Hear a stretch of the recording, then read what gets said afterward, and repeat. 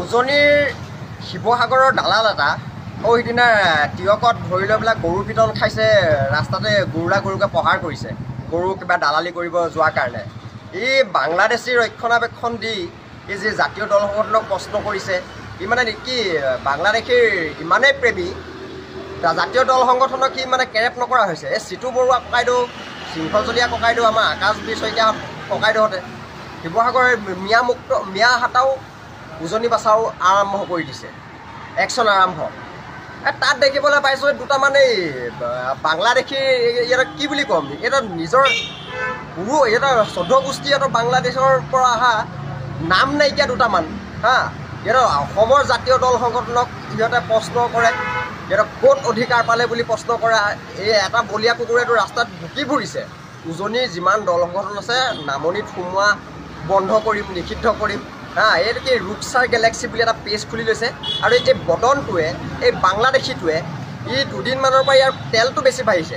আৰু পিঠিখন আচলতে ইয়াৰ কি কৰিব লাগিব, অসমীয়াৰ ভলুকা কোপ কৰিব লাগিব। তেতিয়া এই ৰুকচাৰ গেলেক্সি, এই ইউনুছ তামুলী গৰু দালাল কৰি পেলাই এই দুটা এজেহাৰ দিছে। অসমীয়াৰ ওপৰত তহঁতে গৰমতা দেখাব আহিছ।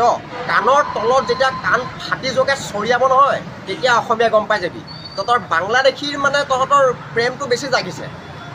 বাংলাদেশীক ৰক্ষণাবেক্ষণ দিম বুলি কোৱা এই চৰকাৰ প্ৰশাসনে এতিয়া এনেকুৱা পাগলবিলাক কিয় এতিয়ালৈকে গ্ৰেপ্তাৰ কৰিব পৰা নাই?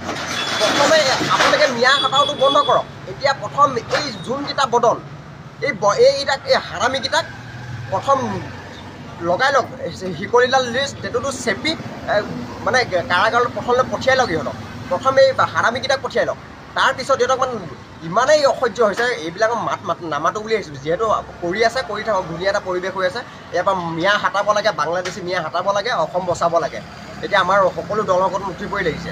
কিন্তু এই মিয়া হাটাও অসম বচাও আন্দোলনত এই দুটামান ইহঁতৰ নিচিনা কাৰণে কিন্তু যুদ্ধ আৰম্ভ হ'ব বুলি আমি চৰকাৰক আমি অৱগত কৰিব বিচাৰিছোঁ। কাৰণ কিয়, কাইলৈ আমাৰ ল'ৰাই য'তে ত'তে পাব, মাৰ মাৰি দিব, মৰি থাকিব। এইবিলাক মানে কোনো পাগল কুকুৰৰ ৰাস্তাত ভকি থাকিলে কোনোবাইতো এটাই মাৰ খাইছে। ইয়াৰ ভিডিঅ' মোৰ ওচৰত আছে। এক ৰাস্তা পথত ৰাস্তাত ৰখাই গৰু দালাল কৰিব যোৱাটোৱে, ৰাস্তাত মাৰ খোৱাটোৱে বাংলাদেশী প্ৰেমী ওলায়। বাংলাদেশী প্ৰেম তাৰ ভালকৈ জাগৰণ কৰিম।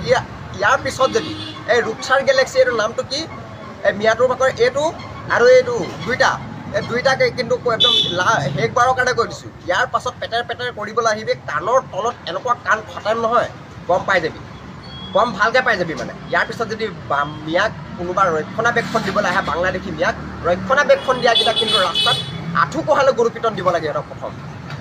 গতিকে আমি সকলো অসমীয়াক আহ্বান জনাইছোঁ, সকলো ওলাই আহক, বাংলাদেশী মিয়া হাটাও, অসম বাচাও। এই আন্দোলনত সকলো অসমীয়া ওলাই আহক আৰু সকলো খিলঞ্জীয়া মুছলমান ৰাইজো ওলাই আহিবলৈ আমি অনুৰোধ জনাইছোঁ। বিভিন্ন প্ৰান্তত অসমৰ খিলঞ্জীয়া গৰীয়ামৰীয়া লোকসকল ওলাই আহিছে, বাংলাদেশী মিয়াৰ বিৰুদ্ধে থিয় দিছে। তেওঁলোকক খেদাৰ আন্দোলনত আমাক সহযোগ কৰিছে। আমি লখিমপুৰৰ বিভিন্ন খিলঞ্জীয়া গৰীয়ামৰীয়া আমি সেইদিনা দেখিবলৈ পাইছোঁ। লখিমপুৰতো বেনাৰ মাৰি দিছে যে কোনো অবৈধ বাংলাদেশী মিয়াৰ গাঁৱত প্ৰৱেশ নিষেধ। এইটো খুব ভাল কথা।